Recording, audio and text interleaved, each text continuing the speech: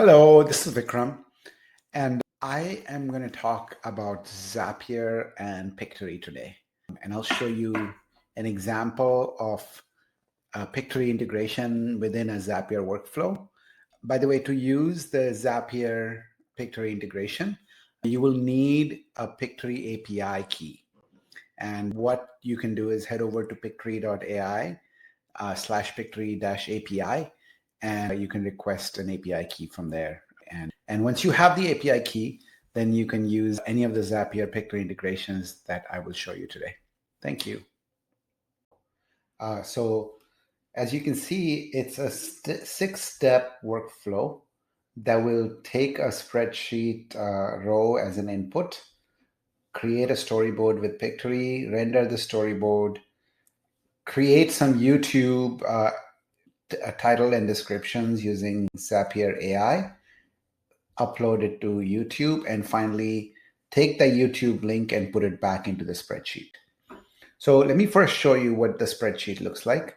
So you can see this is a spreadsheet which has a video name, the script that you want to create into the video, and the speaker of the voiceover. Those are the 3 fields I'm going to use, and then we'll get the YouTube link here when the video is uploaded to YouTube.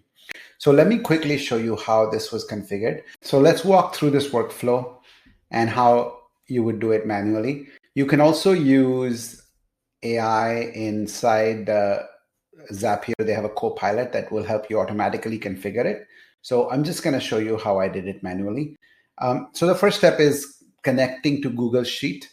So I use the Google Sheets app, and I use the trigger event. There's a new or updated spreadsheet row.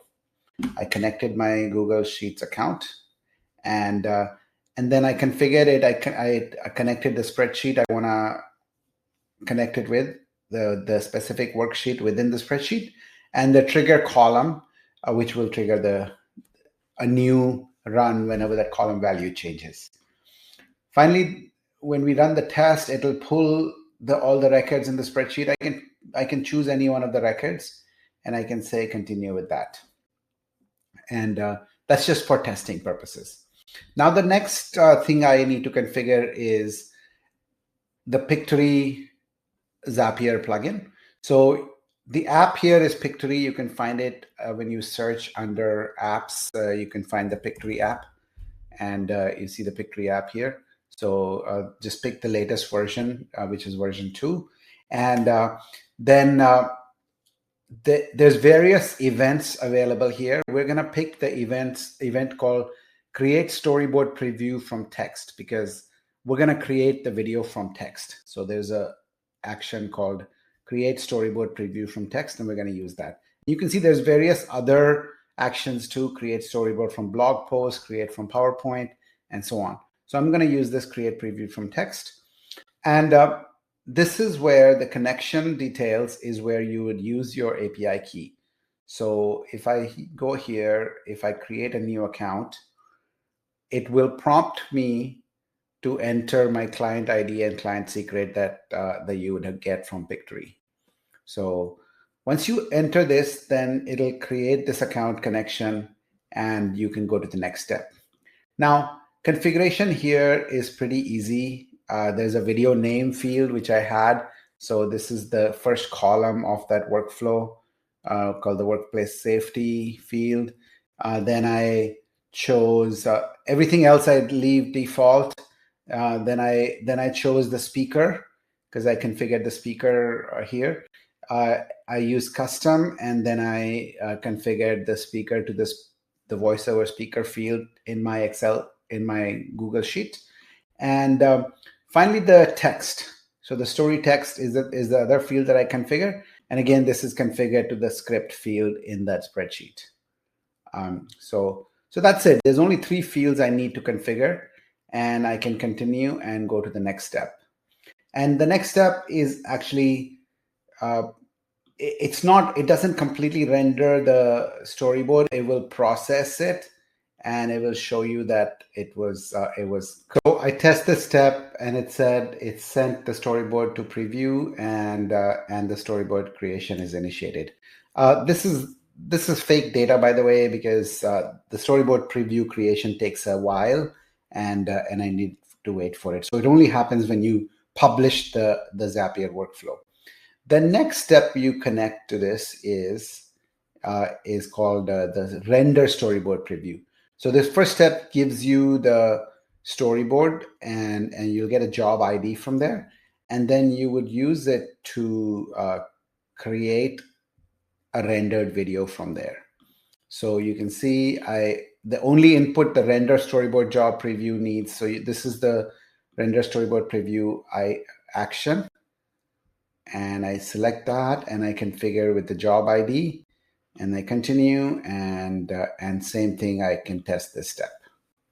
So once I test this step, I will get a dummy video ID field that I can use for the next steps. The next step I use is I use AI to analyze and return data, and what this will help me do is this will help me create a YouTube description and a YouTube title for my video. So if I look at the prompt, I have a very simple prompt: create a compelling YouTube description. Also give me a list of possible keywords to use on the YouTube. I can improve the prompt here. I can generate the outputs from the prompt. That's how I got these outputs. So there's a couple of really helpful buttons here, and you can use it. So I've used it, and it will give me what I need: the title, description, and the keywords that I need for YouTube. Then I connect a YouTube upload action, and you can see this action is basically, the app is YouTube, and the action event is upload video. So in the upload YouTube, what you will see is you can connect the title. I connect the title to my last step, which is the analyze and send data, and you can see there's the fields here, the title field, and I connect that there. I connect the video input here is coming from my video rendering step. So that's the render storyboard preview, and there will be a video URL. I use that. I use for description, again, the AI by Zapier step, and it gives me a description. And then same thing with the AI Zapier, gives me a set of keywords that I use. So I have the YouTube, I can continue testing it, and it's going to give me a dummy URL that I can use for the final step. So the final step is I update that row inside the spreadsheet with the YouTube URL. So I pick that same spreadsheet. Now instead of the row ID, I pick from my first step, the same row that I used in my testing. And once I have that, then all I'm doing is I'm taking the YouTube link from the YouTube step, and I'm going to take the play URL and connect that. So this is my final workflow, and then I can basically run it. I can publish it, and then every time there's a new row in that spreadsheet, it will run this. It will run this Zapier. So finally, when all the processing is done, you will see every row with the YouTube link, and you can click on one of them and see what the video looks like. And you can see the title and the description came from the AIs from Zapier, and the script was what I uploaded.